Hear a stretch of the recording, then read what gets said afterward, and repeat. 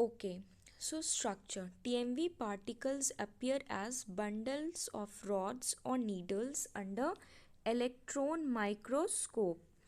Each rod is approximately 3000 lambda in length and 170 lambda in diameter and has a molecular weight of approximately 4 lakhs. It has two constituents. इसके क्या क्या constituents है? Protein coat और nucleic acids. Okay, protein coat. Protein coat को हम लोग क्या बोलते हैं? कैप्सिड्स बोलते हैं. और it is made up of approximately 2130 identical protein subunits called capsomeres. Each capsomere consists of long chain of 158 amino acids.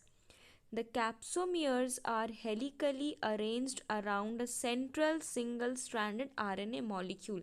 जैसे कि अभी हम बताए थे, प्रोटीन और न्यूक्लिक एसिड का रेशियो क्या होता है टीएमवी में? 94.4:5.6.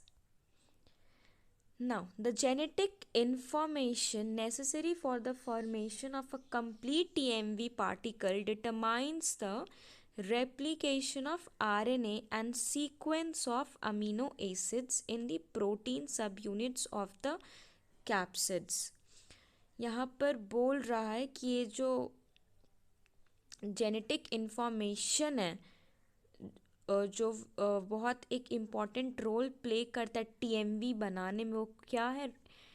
रेप्लिकेशंस ऑफ द आरएनए और अमीनो एसिड्स के रेप्लिकेशंस. कहाँ पर? प्रोटीन के सब यूनिट्स में, जिसको क्या बोलते हैं? कैप्सोमियर्स बोलते हैं. As I have said you, all the subunits are identical. तो जब सारे यूनिट्स कैप्सोमियर्स के आइडेंटिकल हो, प्रोटीन्स के यूनिट्स आइडेंटिकल हैं, तो सिर्फ वही एक one coded gene is only enough for the synthesis of all capsomeres. Okay. It is possible to remove protein coat from RNA. RNA के ऊपर एक प्रोटीन के कोट लगे हुए होते हैं. जब उसको हटा दिया जाता है तब उसको रेफर किया जाता है as the naked RNA. This naked RNA is capable of infecting tobacco plant once inside the host cell. एक बार जब वो होस्ट सेल के अंदर एंटर कर जाता है, the virus RNA directs protein synthesizing apparatus of the host cell to synthesize its own protein. एक बार जब टीएमवी वायरस प्लांट के होस्ट सेल में एंटर कर जाता है, तब जब जो होस्ट सेल होता है प्लांट का, उसको वो ऑर्डर देता है कि तुम अब मेरे लिए प्रोटीन बनाओ. Okay, to synthesize its own protein. Thus RNA has two functions. पहला self replication, दूसरा synthesis of virus specific proteins.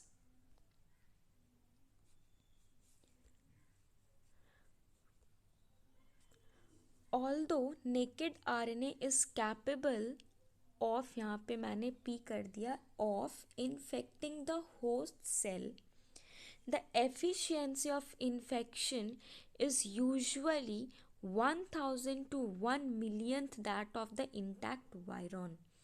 Do you know what is viron? Protein coat और न्यूक्लिक एसिड के सम को, जैसे सिर्फ ऐसे वायरस जो सिर्फ प्रोटीन कोट और न्यूक्लिक एसिड से बने हुए होते हैं, उसको वेरॉन बोलते हैं. Immediately after entering the host cell, the protein coat of viron degenerates. जैसे ही वो अपने प्लांट के होस्ट सेल में एंट्री करता है, वैसे ही उसके जो वायरन जो प्रोटीन कोट होते हैं वो डीजेनरेट करने लगते हैं. Whereas RNA starts the synthesis of messenger RNA. और एक तरफ उसके प्रोटीन कोट्स के डीजेनरेशन होते हैं, वहीं दूसरी तरफ आरएनए क्या करता है, एमआरएनए के सिंथेसिस में लग जाता है, विच इवेंचुअली सिंथेसाइज्ड प्रोटीन सब यूनिट्स। और फिर यही आरएनए से एमआरएनए, एमआरएनए से प्रोटीन, इस प्रोसेस को क्या बोलते हैं, आरएनए से एमआरएनए बना, मीन्स क्या हुआ, ट्रांसक्रिप्शन हुआ।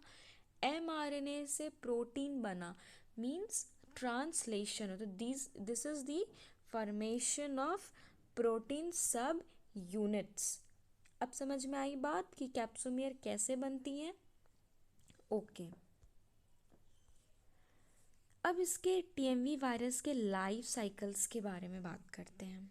कैसे ये प्लांट के अंदर जाता है, उनको इन्फेक्ट करता है, how, what is the mechanism, उनके लाइफ साइकिल क्या है।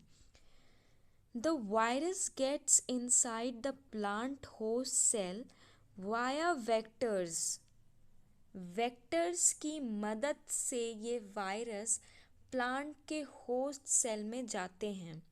वो वेक्टर्स क्या हो सकते हैं, अफिड्स, फ्लाइज और कोई भी दूसरे इंसेक्ट्स।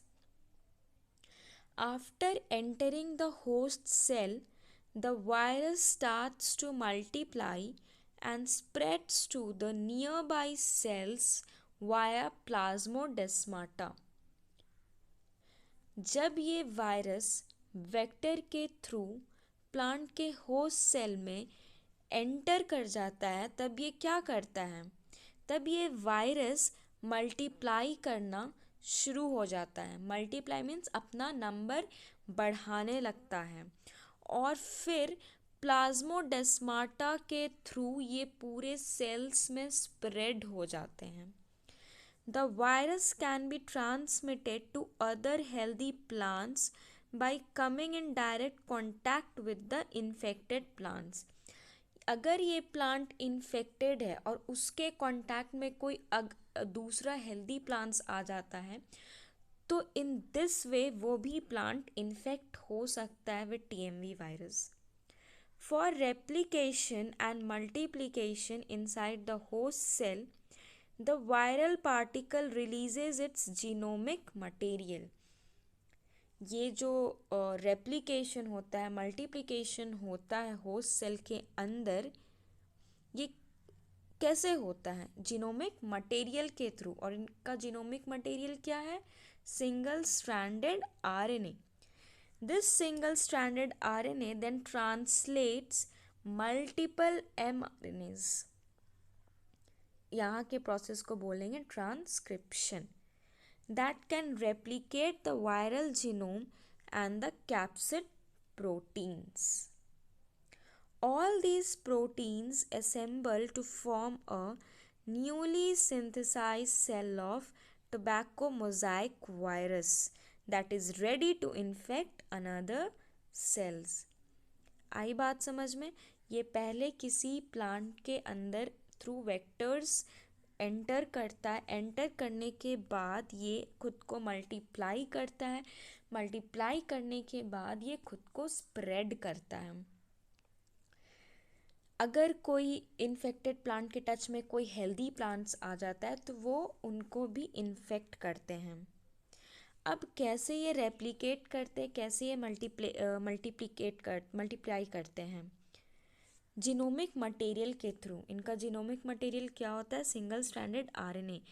ये सिंगल स्ट्रैंडेड आरएनए एमआरएनए में ट्रांसलेट होगा। जब एमआरएनए बन जाएगा तो ये एमआरएनए रेप्लिकेट करेगा वायरल जीनोम को और कैप्सिड प्रोटीन्स बनाता है। यही प्रोटीन्स असेंबल होकर एक fully form newly synthesize cell बनाता है, किसका, टीएमवी वायरस का। और यही सेल फिर सेल टू सेल इन्फेक्ट करता है और टोबैको मोज़ाइक पैटर्न फॉर्म करता है लीव्स पे।